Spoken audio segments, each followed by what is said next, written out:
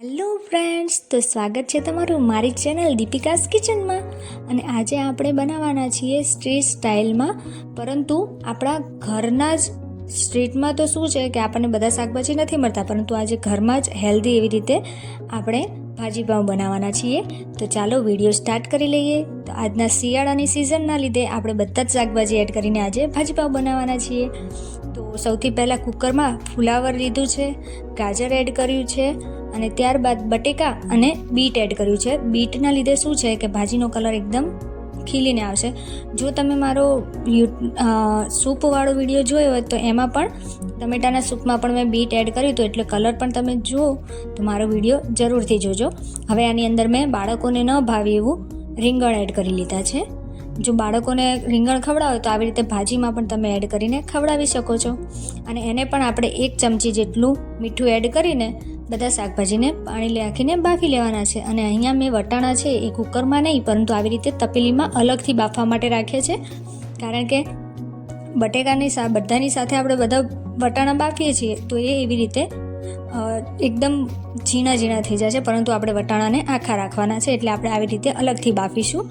તો મીઠું અને ખાંડ નાખી બટેકા બાફી લીધા છે. અને આ બાજુ આપણે આદુ મરચાં લસણની પેસ્ટ રેડી કરી લીધી છે. હવે વટાણા પણ સરસ રીતે બફાઈ ગયા છે, તો એને પણ આપણે આવી રીતે કાણાવાળા વાટકાની અંદર બધા વટાણા કાઢી લઈશું. તો જોઈ લીધું કે એનો જે એક ટ્રીક છે કે વટાણાને બાફતી વખતે અંદર ખાંડ એડ કરો તો કલર એવો ને એવો જ રહે છે. હવે આપણે ભાજી બનાવી લઈએ. તો એક પેનની અંદર ગરમ તેલ અને એની અંદર થોડું બટર એડ કરીશું.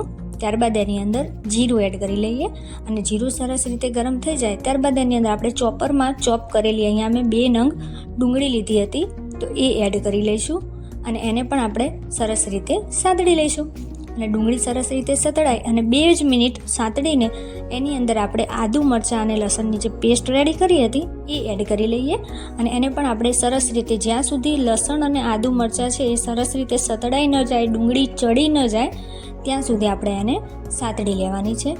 હવે આદુ મરચાં અને લસણ છે એ સરસ રીતે સતળાઈ ગયા છે, તો આપણે એની અંદર ઝીણું સમારેલું કેપ્સિકમ એડ કરવાનું છે. પહેલાં આપણે કેપ્સિકમ નાખીશું તો એકદમ ગળી જશે, પરંતુ આ રીતે આપણે એને પાછળથી એડ કરીશું. હવે આપણે એની અંદર થોડું ડુંગળીના જ ભાગનું મીઠું એડ કરવાનું છે. તો મેં અહીંયા થોડુંક જ મીઠું લીધું છે અને એને એડ કરી હવે આપણે કેપ્સિકમ, ડુંગળી અને એ બધાને સરસ રીતે ચડવા દઈએ. હવે સરસ આછું પાતળું કેપ્સિકમ થાય કાચું પાકું, ત્યારબાદ આપણે એની અંદર ટમેટાં એડ કરી લઈશું. અને ટમેટાને પણ એકદમ ગળી જાય ત્યાં સુધી આપણે સાતળી લેવાના છે. હવે ટમેટાં અને એની ગ્રેવી સરસ રીતે થઈ જાય ત્યાં સુધી આપણે એને સાતળી લઈએ અને એને 5 મિનિટ માટે પકાવવા દઈએ. તો 5 મિનિટ જ્યાં સુધી બધું શાકભાજી એટલે કે કેપ્સિકમની ગ્રેવીને બધું રેડી થાય છે ત્યાં સુધી આપણે ભાજીપાઉંનો મસાલો તૈયાર કરી લઈએ. જો તમે ડાયરેક્ટ મસાલા નાખો એના કરતાં આ રીતે બાઉલમાં બનાવશો તો એના લીધે શું ટેસ્ટ પણ અલગ જ પડી જશે. તો એક વાડકાની અંદર અથવા બાઉલની અંદર ધાણા જીરું પાવડર, થોડી હળદર, તીખું અને કાશ્મીરી મરચું એડ કરવાનું છે. ત્યારબાદ થોડું મીઠું અને એવરેસ્ટનો મેં અહીંયા ભાજીપાઉંનો મસાલો લીધો છે, એ મેં 2 ચમચી જેટલો એડ કર્યો છે. અને હવે આની અંદર આપણે થોડું પાણી એડ કરીને આની સરસ એવી પેસ્ટ રેડી કરી લેવાની છે. ડાયરેક્ટ મસાલા કરતાં આ રીતે પેસ્ટ બનાવીને એડ કરીએ છીએ તો એનો ટેસ્ટ એકદમ અલગ જ આવે છે અને ખાવામાં પણ ભાજી એકદમ સરસ લાગે છે. અને હા, હવે મારી એક રિક્વેસ્ટ કે જો તમે મારી ચેનલ પર ફર્સ્ટ ટાઈમ આવ્યા હોય અને મારો વિડીયો પહેલી વાર જોતા હોય તો પ્લીઝ મારી ચેનલને સબસ્ક્રાઈબ કરો. અને જો તમને વિડીયો ગમે તો વિડીયોને લાઇક જરૂર કરજો અને મારી ચેનલને સબસ્ક્રાઈબ કરી અને નવા વિડીયોના નોટિફિકેશન માટે બેલ આઇકન જરૂરથી પ્રેસ કરો. હવે આપણે જે પેસ્ટ છે એકદમ રેડી થઈ ગઈ છે. આ બાજુ આપણા ટમેટાં અને એ પણ સરસ ચડી ગયા છે. તો હવે થોડી વાર માટે આ જ રીતે આપણે એને હાથેથી મિક્સ કરી લઈશું. અને ત્યારબાદ આપણું જે બધું શાકભાજી જે આપણે બાફ્યા હતા એ બધા આની અંદર એડ કરી લઈએ. આપણે ભાજીપાઉંનું નામ પડે એટલે તો બધા કહે છે કે ચાલો ભાજીપાઉં હોય તો કોઈની ના હોતી જ નથી. એટલે ભાજીપાઉં તો આપણા બધાના ઘરોમાં સૌથી વધારે શિયાળા ટાઈમમાં બને છે, કારણ કે શિયાળામાં જ આપણને બધા આવા શાકભાજી મળી રહે છે કે આપણને ખાવાની, ભાજીપાઉં બનાવવાની અને ખાવાની પણ એટલી જ મજા આવે.